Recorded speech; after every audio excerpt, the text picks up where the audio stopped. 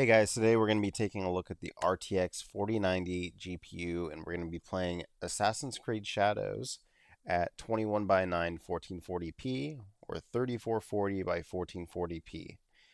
So this is the flagship GPU from the 4000 series generation. It has 24 gigabytes of GDDR6X VRAM.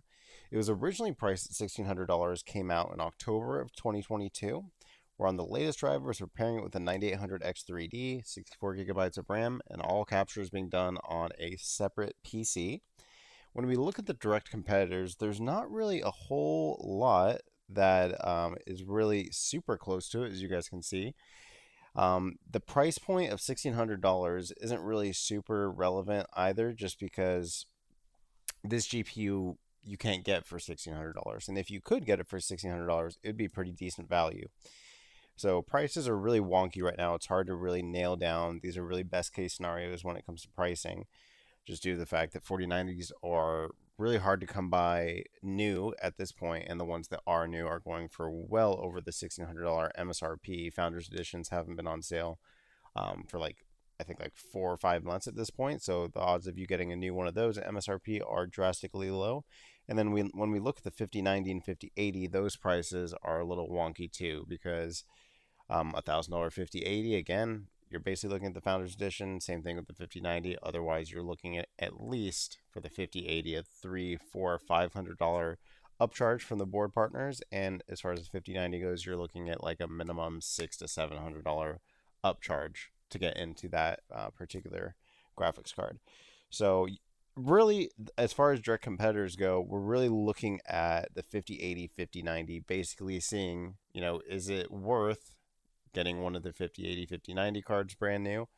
Or are you better off, looking for 4090 on the used market? Or if you already have a 4090, should you just stick with it? So we'll go ahead, hop in, test out some different settings, and see how it performs. Now, one last thing I did want to just talk about just briefly is when we're looking at these different resolutions, mostly the resolution, the pixel count is really what's important. There is a little bit else with the aspect ratio that's important as far as performance goes, but the main thing we're looking at is this number here, the actual pixel count. So when we look at the difference between 1440p 16 by 9 and then 1440p 21 by 9, you can see it is a jump, and those games will require a little more to run at the same settings. But the jump up to 4K is such a drastic over 2x jump, even at 1440p, that it really shows you just how beneficial running at 21 by 9 is. It gives you a better fidelity. It gives you a little more screen space. It still looks really sharp at most viewing distances, but you're not really taxing your hardware as much. That's why, for me, that's a resolution that really is appealing to me. On these cards, you can run them at 1440p and still have great visuals and really high refresh rate performance. When we go up to 4K, you can probably run them. You'll have to rely here and there, depending on the game, on a lot of upscaling, and the performance takes a pretty drastic hit because you're basically rendering twice the amount of pixels compared to something like 1440p, not quite twice, at 1440p 21 by 9. Now, one thing, I don't have a visual representation of this, but at 21 by 9, the longer aspect ratio, depending on the game, that aspect ratio can play a factor, similar to how certain games, FPSs, when you slide your FOV slider and make your FOV super wide, that also has a performance hit. So because you're rendering and loading in more as far as just your viewing angle, sometimes that can have an effect also. So it's not just pixel count that is the primary factor in the hit to performance when we go to 21 by 9 1440p, but it's probably like 80% of the performance, just the increase in pixels. The other little bit of performance is just the fact that the aspect ratio, when the game is properly supported in ultra-wide, the aspect ratio does call for a little bit more processing by the GPU. So two things to keep in mind, but just figured I would throw this in here because I do think the main reason that draws me to 1440p ultra-wide is the fact that it is such a great experience visually. And the fact that it doesn't really hit the GPU quite as hard as something like 4K. Alright, to start off with, we're going to be playing at native resolution. As you can see, frame limit is off, VSync is off, borderless window, there is no full screen option in this game. DLSS is on but set to native, just so it's just using the DLAA anti-aliasing. Frame generation set to off, and we are at completely maxed out settings for everything. So we do have kind of a nice scene here that we're going to run through. And now, the ray tracing is all on, however, the ray tracing in this game, it's intensive, but in my personal opinion, only really around water and things, those really, higher settings make a huge difference. So we run down here, you see, we're holding a decent frame rate, 56, it's playable for sure. Certainly looks very sharp, and, I played, growing up, Assassin's Creed was one of my favorite franchises, so I've definitely played a ton of Assassin's Creed games at FPS far worse than this. As you can see, continuing along this path, there's just a ton of detail. Our VRAM utilization is not super high. You see we're getting about 10 gigabytes of VRAM. The lighting looks really great. You see all the hair physics, the bandana, all the cloth and everything, as well as the shadows. Looks really great. So certainly playable at native with all these settings maxed out in the 4090 here. You can see it fully utilized, drawing 360 watts, right around there, up to 370. If we go into the grass here, not a huge difference. You can see panning. You definitely feel the frame rate. It doesn't feel super fluid, but it is, at native, of course, still feels very responsive at this frame rate. So certainly a very playable frame rate here. Alright, so for this, we're going to keep all of our settings just like they are, completely maxed out. We're going to see what we can get if we just enable just a little bit of that upscaling. We're going to set it to quality here and leave everything else the same. So typically quality on a game like this, it doesn't really look much worse. Oftentimes it actually looks a bit better with that sharpening. So as you can see, running through here where we were getting last time around 55 FPS average, we're actually getting a 20 FPS boost here. Still looks great. You see all those details. Still looks very sharp. Certainly on a YouTube compressed video, probably doesn't look any different whatsoever. For this one, we can run up here. Shouldn't be a huge difference in comparison, but just to show some different scenes. You can see all the lighting, the ray tracing looks absolutely amazing. All of these shadows are just so intricate. Definitely one of the most well realized open worlds in recent memory. And yeah, quality, this might be where I might personally land. This way we're not introducing any frame generation or anything like that. We're really kind of getting just the best possible resolution here. And still not really dealing with any major input lag. So yeah, quality frame rate or quality upscaling here, 75 FPS, pretty much a flat 20 FPS boost. Just a really pretty incredible uplift here. Frame time graph you can see completely flat. Our 1 FPS or our 1% lows sitting really nice at 59. Still looks pretty amazing. So yeah, the game is certainly taxing, but even going on its third year now, the 4090 is still able to really knock it out pretty well. Down here you can see dips a little bit down into the 60s as we get into this area, and yeah, still looks great. And that dip was gradual enough and climbs back up. All the frame rate, even as it kind of wavers in and out, still holds well. Not a huge issue. All right, so just to see, say we want these settings, but we want to get a high refresh rate experience. Let's turn on balanced and see kind of how it runs. Now, I will say, for a game like this, typically, using some of the options within the NVIDIA app, sometimes those help a little bit and just, kind of making it a little sharper. But this game in particular, for whatever reason, it does not play well with some of those different options with all the particle effects. So, for example, preset K, which is a very popular, option to select for. Actually, let's look here. I don't know why we're getting like the same FPS on balanced, huh? That's super strange. So I did stop counting, don't worry. Let's start again here. So, yeah, even at balance, we're really getting pretty much the exact same FPS as we were in in quality. And even looks like even a tad bit worse performance. So certainly pretty interesting there. Not 100% sure why that is. Obviously, our GPU is still being utilized fully. Should be, scaling up from a lower base resolution.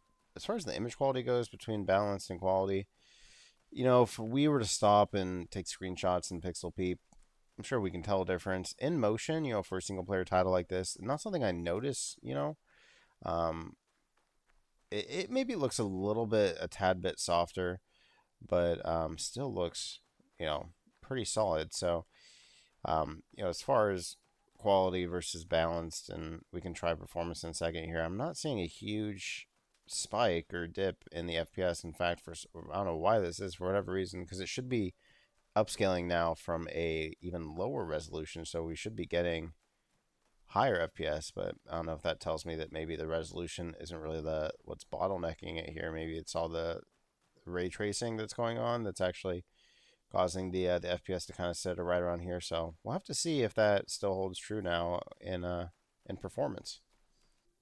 All right, so coming in here, let's go ahead and drop it down to performance. Which game like this, typically I would advise against performance, just because single player title, you'd rather have a little less FPS and and a better image quality, in my opinion, But let's see if this makes any difference. Now, if this still is around 75 FPS, then that will be very interesting. It's not at 75, but it's not much higher. You see, we're averaging right now 81 as we run through the same kind of scene here. Dipping down now 79, 78 FPS average. Looks like we are going to get back to that 75 average there. Super interesting. I'm not sure what's causing that. To me, that seems like maybe it's something other than the resolution. Like I said, maybe it's the ray tracing or those effects that's causing it. But regardless, these are all very playable. Obviously, you know, in my opinion, you'd want to go for quality if you were to leave it native. But yeah, still looks good. I'm not sure why exactly the different options are not really making a huge difference. I have read online that there have been some issues with DLSS when it comes to this game, so it could be just that regardless of what option you choose, it's using the same upscaling. I'm not 100% sure what's causing it, but regardless, I do think I see, it's not super noticeable, but I do think I see a difference in sharpness. It's not quite as sharp as the other option, so it leads me to believe it is actually scaling differently, but it's super unusual that we are getting the same exact FPS, because even if it was, the lighting effects that was causing this kind of FPS to hover around here, you would think that lowering the resolution would still play some sort of part in improving that. So not 100% sure there. Interesting. All right, so next up here is maybe what I might recommend, which is leaving it on quality here and then using some sort of frame generation. So obviously we want to use DLSS frame generation. Go ahead and apply. And now frame generation, because we are scaling up from a pretty high FPS to begin with, you can see that we are getting a pretty much what anyone would consider a high refresh rate experience, but the input latency is not bad at all.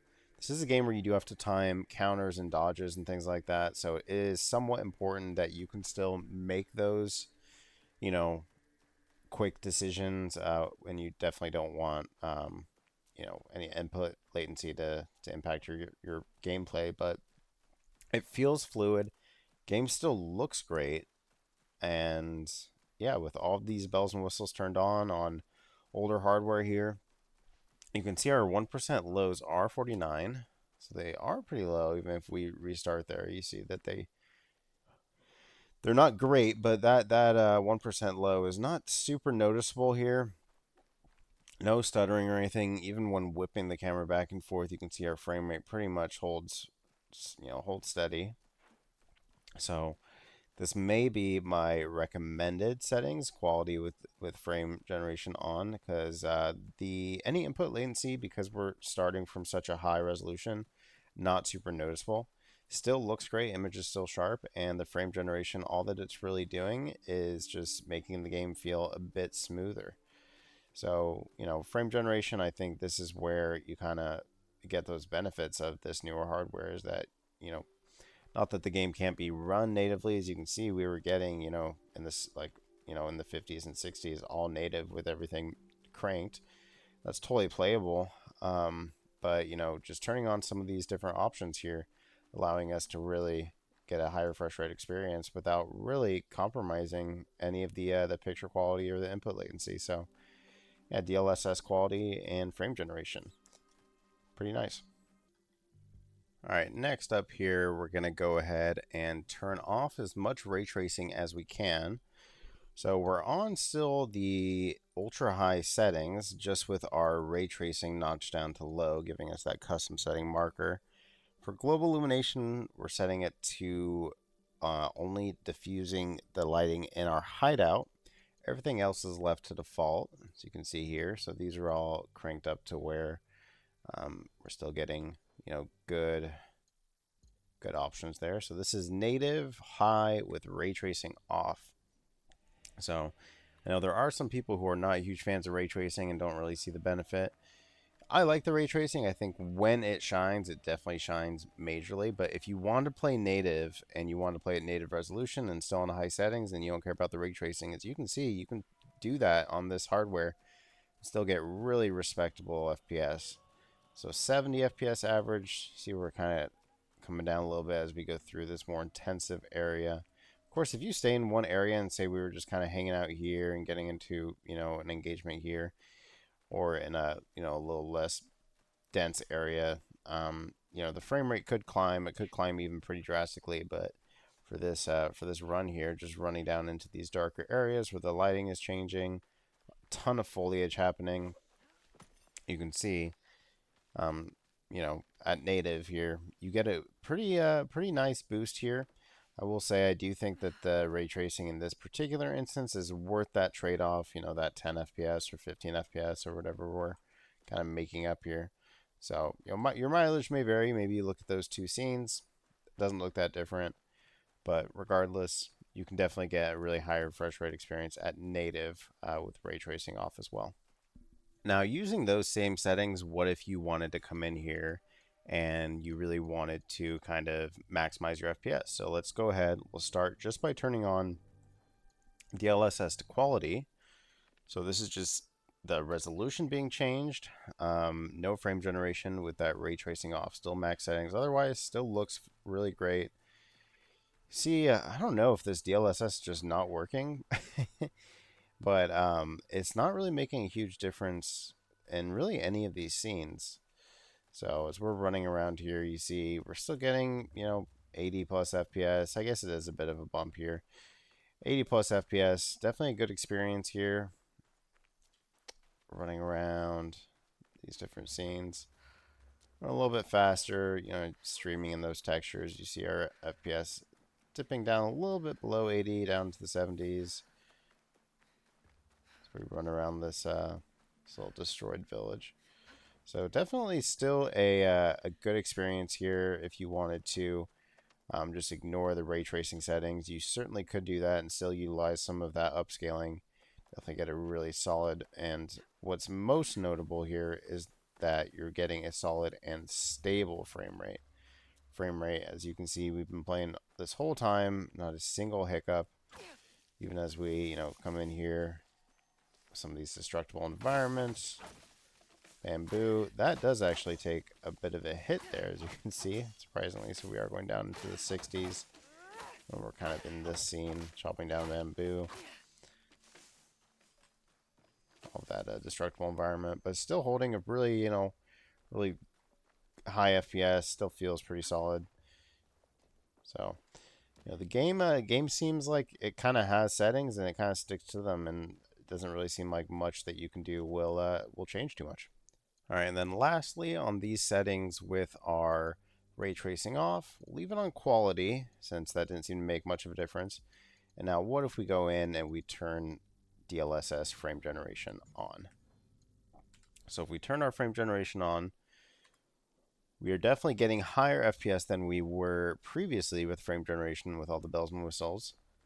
Probably about 15, 20 FPS higher. We were around the 120 range previously. Definitely feels very fluid. The input delay is nearly imperceptible, not a huge difference. I'm personally not super susceptible to noticing, bad input delay. Unless it's really bad, then I'll notice it. But yeah, still feels great. As you can see, running around here, super fluid motion. And most importantly, even with those settings off, the game still looks great. It's really just the lighting is a bit more flat. It's using in the baked lighting.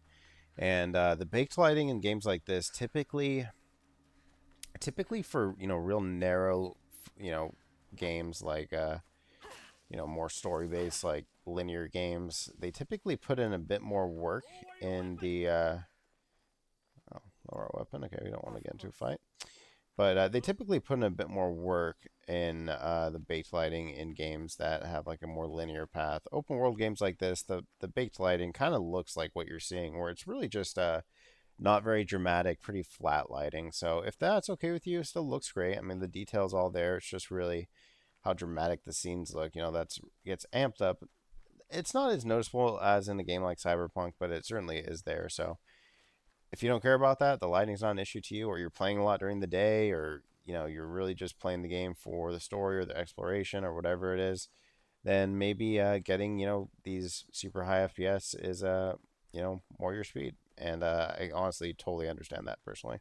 All right, next up here, we're going to go ahead and try out some of the lower settings on native to see if we can get even better FPS here. So we're going to go ahead and turn off both DLSS and our frame generation. And we're going to leave our ray tracing just on the hideout only. And then let's go down and play with some of these settings. So we'll skip very high, go straight down to high here. Leave the ray tracing where it's at. We're on medium here. Go ahead and apply here. It'll reload our checkpoint. And, this is more, if you don't really care so much about visuals, you just want to play it native. You want that fast response time. You like playing it native. You want to see what the card can do. And you don't really care about the ray tracing. So, looks like we're getting around in the 90s. Definitely feels nice. Higher refresh rate. It feels fluid. In my opinion, the difference between 90 and 110, 120 is not hugely apparent in a game like this, so if you wanted to keep the game native, certainly could do so. It's a good experience here. But, when we look at the FPS, this is kind of what we're getting, just with some real mild upscaling with all the bells and whistles and ray tracing on. So, my recommendation would be to utilize that DLSS, but if you're someone who really just likes, to play it native, you certainly can and still have the game look really solid. So you can see 87 FPS averages we're running around here. Game still looks pretty great. The lighting, as you can see from these lanterns, is not nearly as dramatic as it was with the ray tracing. The water also, still has those reflections, but ray tracing high doesn't seem to be quite as, or ray tracing medium, I think is what the setting was, doesn't seem to be quite as noticeable as some of the other settings. In general, I don't think the ray tracing in this game is super, like transformative, but can certainly tell it's not quite as dramatic here. All right, so what if we wanted to go even lower? So let's go ahead and set it to medium here. Go ahead and hit apply. This is actually going to cause a full restart here. So we'll jump in here. All right, so now we're back in here with native DLAA frame gen off on our medium preset. And this is when it seems like you start to see us get into the 100 plus territory. So all native medium settings, we're getting a native high refresh rate experience. And, if we get up close to stuff, it's not quite as detailed, but honestly, still looks pretty great. It's not a huge difference as far as I'm concerned. Um, you know, if you wanted to play a native, and you're really just looking for a native high refresh rate experience, it might be worth it to knock the settings down to medium to get there, because honestly, I'm not noticing a huge difference when it comes to the visual fidelity. I think it still looks pretty incredible. So, you know, it's a good looking game as is, and seems to, you know, perform pretty well even in these medium settings. So yeah, 109 FPS average as we're running around. Let's go ahead. We'll keep our counter going. It seems like for whatever reason, down in that dark corner at the bottom of these stairs is when it kind of really starts to dip. And as I say that, it climbs up to 116. So we come down here. You can see very, very snappy. Certainly, you can feel the difference, you know, from frame gen to this. And you know, as far as the input latency goes, it you know, definitely feels good. You see our frame time graph is completely flat. 1% lows are all the way up at 94, and we're not getting that same dip down here for whatever reason. So you can see as we come into the foliage here, getting really solid FPS. Still looks great. Of course, it's nighttime. You know, I figured nighttime would be better, show off some of that ray tracing stuff, but you know, still getting really good FPS. We just had our first dip that I saw below 100. Quickly shot back up. But yeah, medium settings still looks pretty solid. You know, the game is not really super friendly to older hardware, so it's not super surprising that even the medium setting is still pretty good looking. So yeah, definitely looks solid. We're getting this higher refresh rate experience, totally native. So yeah, you know, it shouldn't be super surprising on a $1,600 GPU, but definitely I've seen worse performance from you know, worse looking games than this. So yeah, it looks great. All right, and last up here, what if we wanted to just get the best performance possible? So low settings here. We'll go ahead and apply.